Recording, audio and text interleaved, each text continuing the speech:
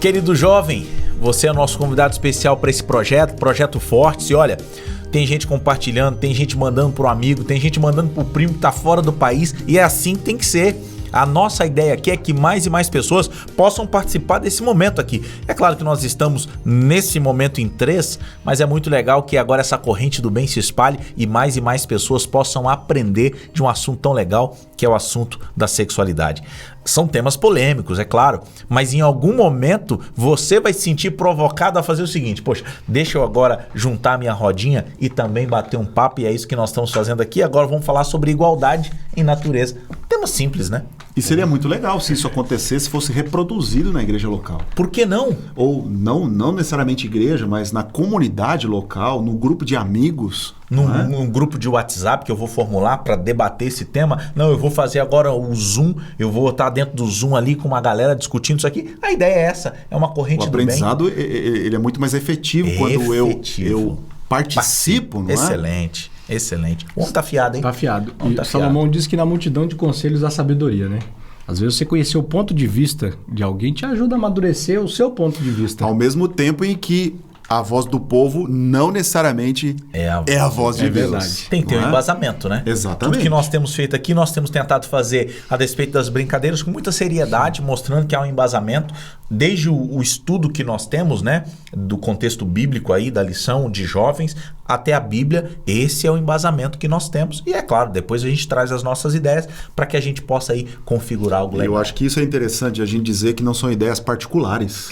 Não é? Porque se eu disser que é uma ideia minha, então ela perde completamente o seu valor, sentido, né? Correto. Perde o seu valor, mas é dentro de um livro que realmente é seguro de a gente ter a referência. Corretíssimo. Pastor Douglas, faz a oração pra gente, meu amigo. Oremos com Nós vamos prazer. começar mais um estudo aqui. E olha, eu já quero agradecer vocês, tem sido muito legal estar com vocês aqui. Viu? Igualmente. 2 caras especiais, e aprender esse tema aqui, na minha caminhada, vai me ajudar bastante. Opa. Ora pra gente, amigo. Oremos. Senhor Deus, mais uma vez te agradecemos pela oportunidade que temos aqui hoje de estudar a Tua Palavra. Pedimos que o Teu Espírito Santo ilumine a nossa mente para que possamos extrair, meu Pai, lições aqui do nosso guia de estudo que vão ser úteis para nós e para aqueles que estão nos assistindo, nos ouvindo, e que vai ser uma bênção para todos nós. Convidamos o Senhor a estar conosco, em nome de Jesus. Amém. Amém. Pastor Emerson, Gênesis 2:18 é uma frase clássica, mas é sempre bom a gente tá voltando no texto bíblico, né? Abrindo a Bíblia, já que é o embasamento principal. Gênesis 2:18, nós já lemos esse texto numa das lições dos estudos, dos podcasts passados. Diz assim: disse mais o Senhor Deus, não é bom que o homem esteja só. Eu vou fazer uma auxiliadora que lhe seja idônea. E aí agora tem essa igualdade de natureza. Pastor Emerson, que igualdade é essa? Eu tenho uma ligação com o pastor Emerson, né? Uma certa familiaridade, a gente é amigo há alguns anos. É claro que, por mais que você ame a Aline e a Aline te ame, há diferenças. Aonde se torna igual? Pois é, no final das contas, você vê... eu vou falar aqui, primeiramente, do texto bíblico, né? Quando 2 palavras aqui, acho que elas são fundamentais aqui na compreensão do texto. Uma delas é auxiliadora. O que seria ser uma auxiliadora, né? Okay. Mas a ideia de auxiliar é alguém que te complete. Não é isso? Alguém que está indo naquilo que de repente você não consegue chegar, né? Uma auxiliadora. E o segundo ponto aqui é que seja idôneo, que seja compatível com você. Então, no final das contas, eu fico imaginando, por exemplo, Adão lá no Jardim do Éden, né? Ele foi o primeiro ser criado e ele está agora ali vendo todas aquelas circunstâncias dos casais de animais, todos eles em casal, né? E parece que o Senhor fez de maneira proposital isso. Para ele sentir isso, Para ele sentir que ele precisava. Por mais que ele fosse um ser humano perfeito, né? Tinha completude, tinha auxiliadora. Precisava, estava faltando alguma coisa, né? Então, acho que isso foi de forma proposital, não sei se você pensa assim também, né? A evidência bíblica disso, né? Pois é. E eu fico imaginando assim, quando ele olhou a Eva a primeira vez, né? que ele viu. A palavra de Deus diz que quando Deus concluiu a obra, ele falou, é muito bom. É muito bom. Tá até na nossa... Na tirinha. Na tirinha, E é né? interessante que os outros dias ele não utiliza essa mesma expressão, Exatamente. né? Ele diz bom. Era bom. E bom pra Deus, eu imagino que é muito bom. É muito né? acima da média do que a gente imagina. compreende como bom, né? Vocês perceberam que eu gosto muito da questão gramatical do texto, né? Isso me atrai muito. Sim. E o muito bom aqui é do termo hebraico kitô. Ele só aparece nesse momento. Deus terminou a sua obra e ele diz, quitou. É Uma muito única bom. vez. Uma única vez. Em toda a criação, Só ali, quando ele concluiu. cerejinha A do bolo. obra-prima. Terminei. Cerejinha. Um pintor desses mais obra-prima. extraordinários concluiu e disse, é muito bom. muito É bom. minha obra-prima. E isso nos leva a crer que a gente só vai ouvir isso da boca de Deus de novo, lá na eternidade, na Nova Jerusalém. Uau. Quando tudo for reconstruído, né? Quando tudo for restaurado. Uau. Mas aí eu vou ter que voltar em você. Sim. E a igualdade? Pois é. Hoje a gente vive, de fato, assim, uma tensão na sociedade, né? Uma busca pela igualdade, né? Uma busca entre iguais, né? Mas eu percebo que a maior parte dessa busca, ela não torna as pessoas iguais. Ela torna as pessoas, pelo contrário, ela torna Diferentes. as pessoas desiguais. É isso né? aí. O peso sempre vai ficar mais para um lado do que para outro. E dentro da visão bíblica e do plano divino, absolutamente isso não faz parte realmente. Porque Deus, o desejo de Deus sempre foi que Adão e Eva eles fossem iguais na sua importância, não na sua individualidade. É isso que a gente também não pode confundir. Claro, não é? claro. Somos seres individuais, somos seres diferentes, então dentro dessa questão não se aplica a isso, mas se aplica na questão realmente assim da importância das pessoas. A né? diversidade até mesmo nessa unidade. Sim. Né? Adão não era mais importante do que Eva. Excelente. E Eva também não era mais importante do que Adão. Apesar de, vamos dizer assim, existem alguns ditados machistas aí, né, que dizem assim que Eva era um subproduto de Adão, porque Eva foi tirada da costela de Adão, né? Então Deus, ele cria Adão, é a sua obra-prima, vamos dizer assim, mas Eva é um subproduto. E absolutamente a gente não pode ter essa visão, porque verdade. a visão não é a visão bíblica, né? Porque Deus coloca no mesmo pé de igualdade. Mesmo nível. As do mesmo nível, a mesma importância. Eu não sei se eu entendo errado, com funções diferentes. Sem dúvida. Né? Tem coisas lá em casa que eu sou muito mais bem preparado para fazer. O homem é mais racional, né? Não é? E tem coisas lá em casa que a Raquel é muito mais bem preparada para fazer. Então, eu entendo auxiliadora aqui, é isso. Ela me auxilia no que eu sou fraco. Eu auxilio no que ela é fraco. E assim nós nos tornamos fortes. E já que nós estamos falando de projeto fortes, né? Esse é um casamento, né? Essa é a realidade conjugal, né? Então, quando um auxilia o outro... Porque o texto não fala que Adão seria auxiliadora de Eva, mas é claro que seria. Porque se enquanto eles estivessem unidos, eles seriam muito mais fortes. Tanto é que quando eles se separam, o inimigo vem Ali que abriu brecha. e aí vem todo o problema. E assim, é inegável a diferença biológica, física, emocional, Imagina. Estrutural, gritante. estrutural. Isso é um tema que a gente nem precisa se demorar nele. No entanto, há beleza nisso. Aí está a beleza. Quando Correto. Deus disse que é muito bom, é porque ele viu completude. Ele falou, olha, eles se complementam. Isso. A necessidade, Adão percebeu, ele teve essa percepção da necessidade e quando Eva passou a existir, houve esse contentamento, essa ideia de completude. Agora, o que eu queria chamar a atenção é que talvez alguém que nem seja cristão, mas por um acaso está ouvindo a gente falar, pense, mas a Bíblia ela tem uma visão machista. Porque a Bíblia apresenta uma estrutura patriarcal desde o princípio. Mas nós precisamos fazer uma observação de que a estrutura patriarcal ela não é uma visão machista, mas uma forma que Deus deu funcional para a família. O homem é o sacerdote do lar, o sacerdote da casa, o provedor. Pastor, o grande problema que eu vejo, só cortando aqui, mas o grande problema que eu vejo é que os planos originais de Deus, eles são perfeitos, mas quando cai na mão do ser humano, a gente estraga. A gente problematiza Não é? o negócio, né? Esse é o problema, né? Então a visão patriarcal, de repente, como saindo das mãos de Deus, talvez fosse realmente assim uma coisa muito interessante, né? Mas quando chega na mão do ser humano, o ser humano estraga isso, colocando o homem como superior à mulher, e aí que está o problema. E assim, no passado, infelizmente a mulher de fato ela tinha uma visão mais coadjuvante na sociedade, né? Ela ficava talvez até mais oprimida, e certamente foi. Hoje nós louvamos a Deus porque a mulher tem conquistado espaço e ela tem feito coisas maravilhosas e grandes avanços para a humanidade. Mas em momento nenhum a Bíblia diminui o papel da mulher. Isso que é importante. Pelo contrário, a Bíblia sempre enaltece a importância da mulher, a obra-prima da criação. Deus só disse muito bom, aliás, quando ele fez a mulher. Aí é muito bom. E aí vamos lá, né, gente? Nós precisamos ser muito sinceros com aqueles que estão ouvindo, que estão assistindo, ao dizer o seguinte: o contexto bíblico era para a cultura da época. Exatamente. Então, você não está endossando que aquela época, como a mulher era marginalizada em algum momento, isso era o correto. Não. De maneira alguma. Mas a Bíblia apresenta isso porque é dentro do contexto bíblico. Porque se não fosse, nós teríamos um problema ao ler e interpretar a Bíblia. Como assim? Nessa época já existia isso? Então, os tempos vão mudando e hoje há uma aceitação, né? E há como é que eu posso dizer assim, um entendimento diferente do papel da mulher.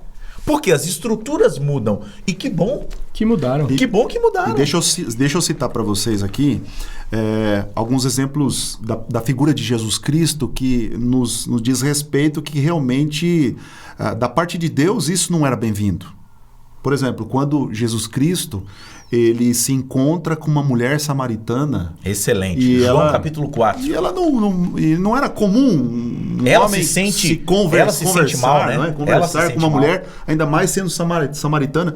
O Senhor ele tá quebrando ali paradigmas, né? Está quebrando barreiras. Né? Pois é, e dando devido valor, né, realmente, excelente. à mulher, né? Esse é o nosso exemplo. Uma outra coisa que eu quero citar é a questão, por exemplo, das viúvas marginalizadas dentro da cultura, não é? É verdade. E aí vem então o apóstolo Paulo, ele diz assim: olha, quando vocês forem separar as suas ofertas, não se esqueçam dos órfãos e não se esqueçam das viúvas também, porque as mulheres, quando ela perdia o seu marido, ela estava jogado ali às traças, à própria sorte, não é? É verdade. Ou era adotada, entre aspas, por um parente, né, próximo.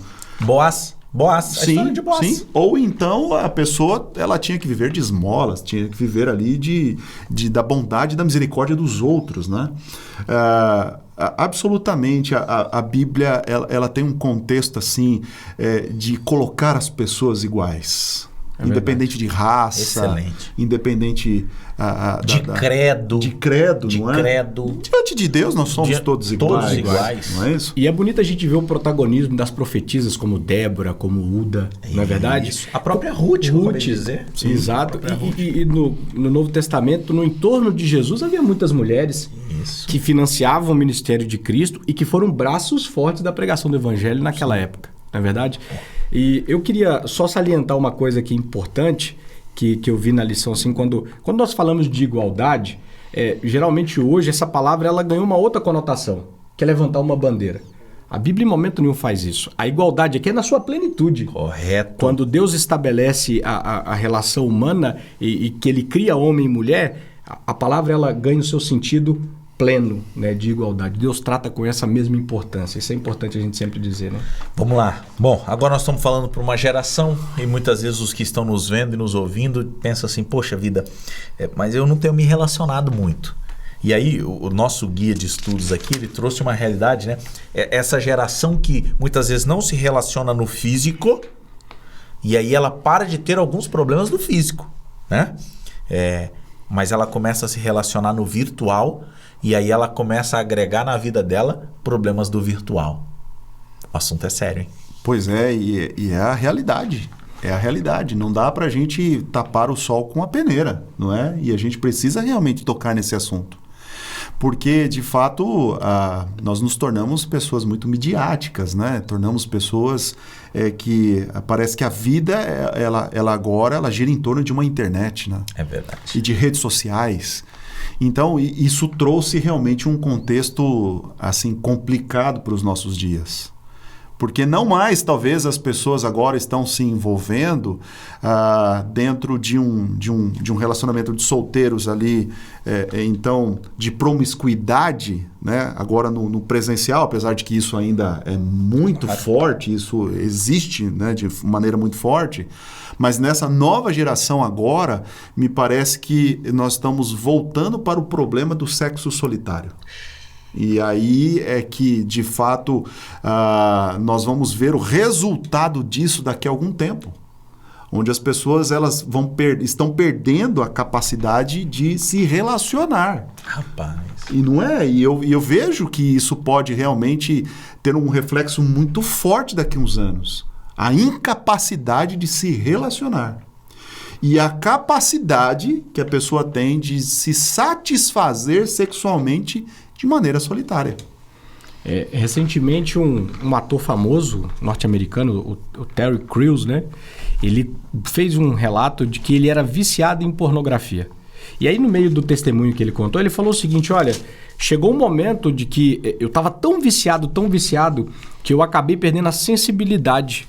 Eu perdi a empatia pelas pessoas. Né? O meu coração ficou endurecido e eu perdi a percepção do próximo, do amor ao próximo. Imagina isso? Cara, então, olha que instrumento poderoso o diabo tem de deturpar e destruir, né, as pessoas por dentro. Né? Lá no coração, lá na mente mesmo. A pessoa perde totalmente a sensibilidade, perde a empatia, perde o sentimento puro que Deus colocou em nós. Pastor Douglas, se Deus fala conosco através da mente, né? É isso que nós cremos, né? Claro. Através do raciocínio. Sim. O inimigo vai fazer de tudo para deturpar, para interromper esse vínculo, né? Essa transmissão, essa ligação. E ele vai fazer muitas vezes com a pornografia, ele vai fazer muitas vezes com vídeo, com nudes, com trabalho excessivo, com viagens, com tantas coisas que você vai fazer de tudo. Você só não vai ter a presença de Deus. E essa é a maior mazela que pode existir na vida humana. Nós estamos falando de casamentos de igualdade. Vamos na Bíblia? Hebreus capítulo 13. E aí você que está em casa, você que está assistindo aí, vai conosco, manuseia a Bíblia aí, pega a sua Bíblia. Talvez ela está até empoeirada, dá uma soprada aí, passa a mão em cima dela. Não, mas eu gosto do digital, não tem problema. Todo mundo aqui é bem aceito, o importante é lermos o texto bíblico. Hebreus capítulo 13, versículo 4. Para uma sociedade, para uma realidade que muitas vezes rebaixa o casamento, para uma sociedade que muitas vezes zomba do casamento. Olha o que diz Hebreus capítulo 13, versículo 4. Digno de honra. Opa, nós já falamos que quem fez o primeiro casamento foi Deus. Digno de honra entre todos, seja o matrimônio, vou colocar numa palavra aqui mais parecida, seja o casamento, bem como o leito sem mácula, sem sujeira, porque Deus julgará os impuros e os adúlteros. Por que eu li esse texto? E ele é um dos textos da semana. Porque umas 2, 3 semanas atrás o pastor Emerson jogou uma pergunta ali. Pode tudo no casamento? No relacionamento? E eu não obtive a resposta. Eu tô esperando. Já faz hoje. 3 semanas. Ele foi para um lado, foi para o outro, jogou para lá, jogou. Parecia o Neymar. Joga para um lado, joga para o outro e saiu de você e foi embora. Mas tem um propósito nisso. A Bíblia diz que há tempo para tudo, né? E há todo e propósito. agora chegou a hora. Chegou o momento. Estava esperando esse momento. Esse era o momento. Esse é o momento. Então, assim, a Bíblia também fala que tudo é lícito, mas nem tudo convém. Então, não pode tudo. Né? A gente precisa ter, quando a gente conhece a palavra de Deus e conhece as orientações que Deus nos dá dentro dessa visão que nós estamos apresentando ao longo dessas semanas, a gente sabe o que pode e o que não pode. Isso aqui não é octógono. Não é. Vale tudo, é só no UFC. E vai para um lado e vai para o outro. Não, calma. Aqui não é para isso. Né? O casamento é da mais alta pureza. Texto forte. O texto é muito forte. Texto forte, né? O texto é muito forte. Digno de honra. Digno de honra. E nós mencionamos agora há pouco a geração Y, e um dos grandes maus dessa geração é justamente essa ideia do protagonismo. Porque Todos querem ser protagonistas. A gente cresceu assistindo super-herói, que é forte, que vence, que tem sucesso. Só que não tem sucesso para todo mundo. Nem todo mundo vai ser protagonista. Os escolhidos, né? Exatamente. E muitos entram num relacionamento, querendo ser satisfeito, achando que é o protagonista, tem que ser só servido, né? Que não tem que contribuir, só o cônjuge que é que tem que fazer por ele. E não é assim que funciona, né? Nós precisamos também nos doar. É uma via de mão dupla. A gente tem que tratar como a gente quer ser tratado, a gente tem que amar como a gente quer ser amado. Então isso vale. Aí sim, o amor vale. E isso explica por que a internet faz tanto sucesso nos nossos dias, né? Porque todo mundo tem voz através da internet. Não é isso?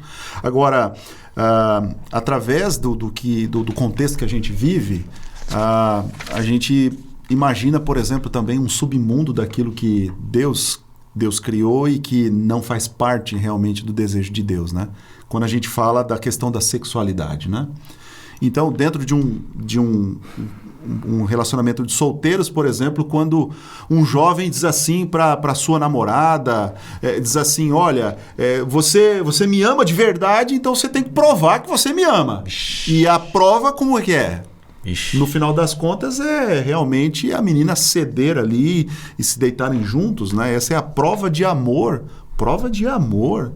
Prova de amor é quando o rapaz espera o momento certo. Ou a menina. Também, claro. Ou a moça, ambos. Né? Ou a moça. Ambos. Até porque quem ama não fala isso, né? Ó, já que você me ama, então faz isso. Não. Pois é. Se você realmente me ama e se eu te amo, eu nem vou falar isso. Porque eu entendo que o relacionamento, ele é recíproco, de respeito, de carinho, exatamente, de autenticidade. Não, você me ama, pula da... Eu não vou pular. Aí eu também me amo, imagina. E a encrenca do negócio também é o seguinte, que às vezes alguns jovens, eles promovem essas situações, meninos, e acabam saindo falando depois, espalhando para os coleguinhas que fez isso, que fez aquilo. E a menina fica difamada diante dessas circunstâncias, né? Então eu creio que isso realmente foge completamente daquilo que Deus espera de jovens cristãos solteiros. Correto. Não é? E claro que quem quer se casar, ele vai procurar uma jovem que ele entenda seja pura, não é isso? E a jovem também quer um jovem puro. Isso mesmo. Só que se a gente não tiver essa conduta, quem é que vai sobrar? Quem é que vai ser puro no mundo de impureza, num lamaçal do pecado? E uma última questão é a questão do casamento também, né? Então, da impureza dentro do casamento, quando, às vezes, o marido acha que a mulher tem que ceder em tudo que ele quer. Dentro de 4 paredes, vale tudo, e não é bem assim. Escraviza, né? Escraviza, não é? Então, é o meu desejo. Como assim é o meu desejo? Não é? Pastor Hermes, desculpa aí até ir contra. Eu concordo com você. Mas também tem muitas vezes a mulher que faz isso com o marido. Também? Porque às vezes a gente fala assim, não, é só o marido. Não, a gente sabe que, infelizmente, tem mulher que humilha. Exato. Tem mulher que tem muita dor de cabeça. Tem mulher que tem muita dor de cabeça. É verdade. O tempo todo com dor de cabeça. Misericórdia. Mas só que a ciência já descobriu que o sexo, ele cura a dor de cabeça. Então, essa já não é mais desculpa agora. Já não é mais...